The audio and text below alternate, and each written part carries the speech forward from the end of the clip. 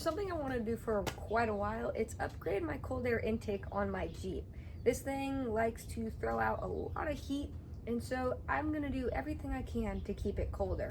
So I bought some other Mishimoto parts, but for now, we're just going to put on the cold air intake. So come with me and let's install this baby. Now, if you're so pleased, you could definitely steal my engine, but we're just going to open up the engine bay here. It's pretty easy. All you have to do is just boom, press down, which I need 2 hands for because I kind of messed them up. Then hit that center latch. And, well, not everybody's hood has the struts, but I put those on just so it can, you know, be easier to work on. So right here is what we're going to go after. This is the cold air intake on the 2.0 liter. It has a little turbo in it, and it needs quite a bit of cooling for this little turbo. So we're going to go ahead and change this cold air intake out and see if it does anything. I'm going to let my engine cool off because I literally just drove it, but we're going to go ahead and start from the back and work our way up front. You actually don't even need to take the bucket out. All you need to do is take this top off. And so it should be pretty easy because you don't have to do a lot of work to install this. All right, we're going to go ahead and take a look what's exactly in this box before, well, we get our ass handed to us and we don't know what tools we need. So let's go ahead and open this up. This side did not come taped at all, so it's going to be pretty easy to open up, I guess. So the best part about owning anything Mishimoto is you get a little plaque here so people know it ain't stock, which I really don't care for. But let's get this out of the way. Don't need that anymore, and let's get into the parts. All right, so we're going to take a deeper dive exactly what I got. This is the oiled filter. You can kind of tell because, well, there's some crap all over the bag. This one I feel like is better to catch anything that's really micro, like dust, debris, stuff like that. So that's why I got the oiled one, to be exact, not the dry filter. For me, this is exactly what I wanted. I already have an oiled filter from K&N in there, so hopefully this will do the exact same, if not better. So this little thing that I thought was drugs, actually no, I'm pretty sure this is where the breather valves or something connects to. Oh, I think this is where the sensor goes. Anyways, I'm pretty sure this goes like this, and then you connect the tubes into there. Yada, yada, yada. We'll see. All right, so I have everything laid out, kind of how things are gonna go. This goes on the last, and, well, actually the cover technically goes on last, but everything should be pretty easy to install. As for tools, it could be a surprise of what I need. I'll tell you guys what you need in the description, but I just brought literally everything just in case something random gets thrown at me. We got metric and we got standard sizes, so wish me luck. All right, now let's get in the video and let's start taking this cover off, starting with some Phillips screws right there. Just push the gray down and then you kind of just wiggle it off if I can. Okay, that is stuck on there. Come on, Cobalt. Perfect. There's one. All right, so you just push down the gray tab like that. You can see it kind of move, and then you just kind of pull them out. It is pretty complicated, I guess, for me. But now we're going to go ahead and we're going to remove this little coupling right here. Boom. Technically, with those unplugged and all of these screws undone, this should be able to come off pretty easily. Boom. Just like that. So you're not actually going to need this like ever again, but you are going to need the bottom tray, so do not remove the bottom whatsoever. All right, now I'm going to take out my old K&N filter right here that I've never changed. Okay, it is completely black. That's nasty. If down there looks that bad, I'm going to go ahead and take it out and actually clean it because there's a bunch of mud that is down there and I don't want that. So if you're going to be extra, you can remove it and clean it out. To remove the bucket, you need to remove the bolt over here, and then there's a bolt right here that you need to remove. So then you should be able to kind of get enough wiggle room to pull this out. I heard it is a pain in the ass, so this is going to be really fun. All right, with a little bit of a tug, it actually came out pretty easily, so I'm going to go ahead and clean this out. All right, in the meantime of this drying, it looks so much better. We're going to go ahead and take apart the rest of the car. That looks way better. All right, we got to take off this 10 millimeter and that 10 millimeter. Now that's loose, you guys don't have to, but I have to take off these zip ties because I have different headlights. RC body scissors are literally perfect for any zip tie. You can't tell me otherwise. Then we're gonna have to remove this sensor right here by pushing down on this tab. And this thing should start to get very loose. All right, now we're gonna have to take off this one right here.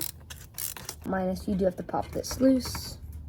if I can. Once everything's loose, this should literally just pop out pretty easily. And we won't be needing this anymore.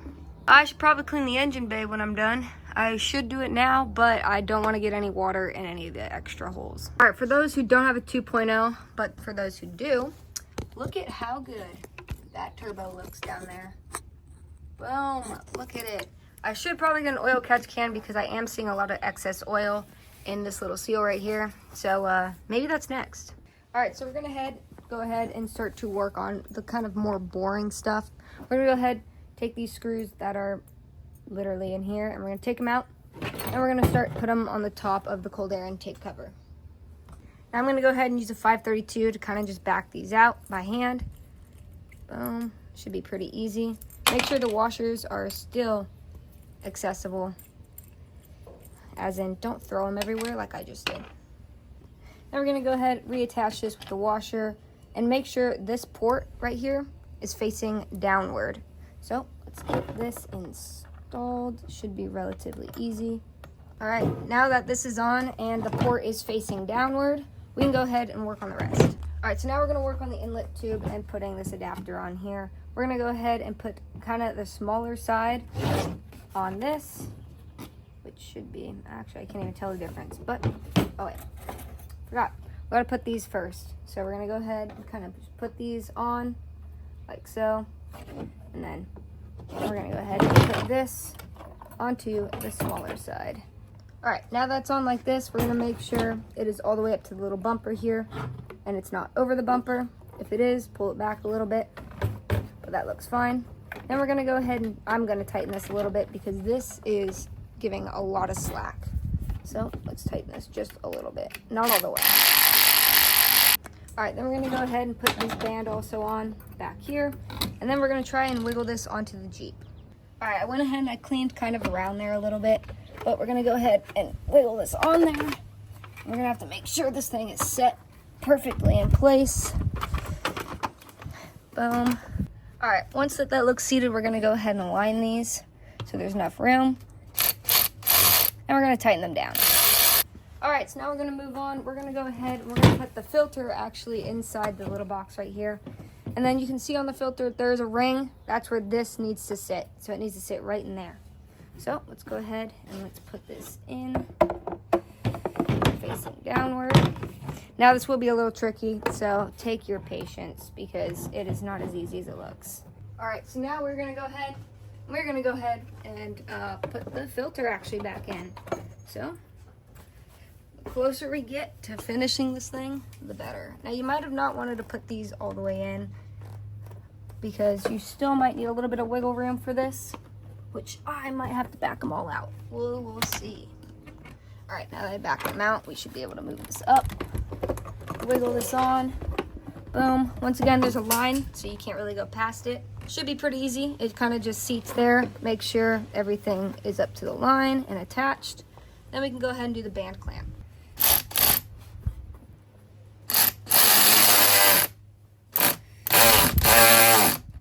Boom, just like that.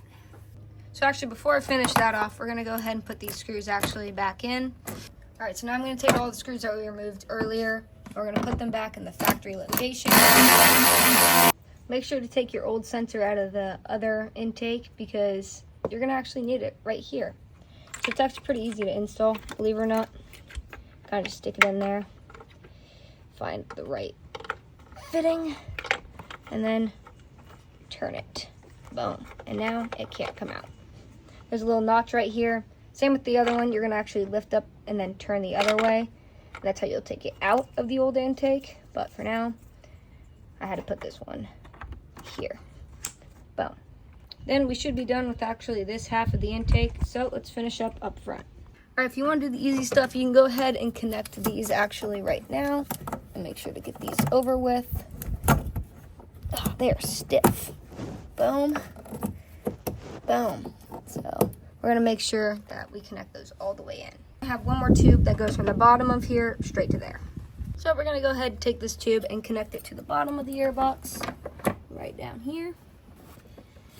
Now this probably would have been the best thing to do before you put the other ones back, but we didn't, so That sucks for me later. All right, I'll make sure that's snug in there all the way up. And then we're gonna connect this half right here. And make sure that's all the way snug to the back. Then we're gonna go ahead and do the top clamp first, just because I feel like there's a lot more stress on it so it doesn't move. All right, you're gonna wanna make sure that it is tight, but it's not cutting into the rubber, because if you cut into the rubber, you could have a leak. All right, now that's all that's done. We're gonna go ahead and wipe off the dust, put that little plaque on. Last but not least, we're gonna go ahead and we're gonna start her up and see if there's any change in the sound or something. Also, for those who didn't know that, there's actually a little extra hole down there. So I guess extra breathing, which means better cooling for my shit box. All right, let's go ahead, let's start her up.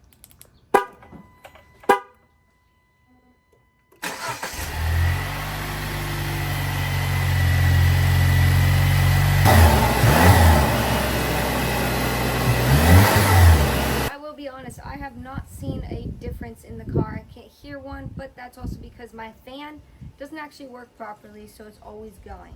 So hopefully I'll see something on the road, maybe a difference in power or output or just something. So we'll see if it's worth it. Maybe it'll stop the overheating. Holy crap, this thing looks disgusting. It used to be like this red. It's black.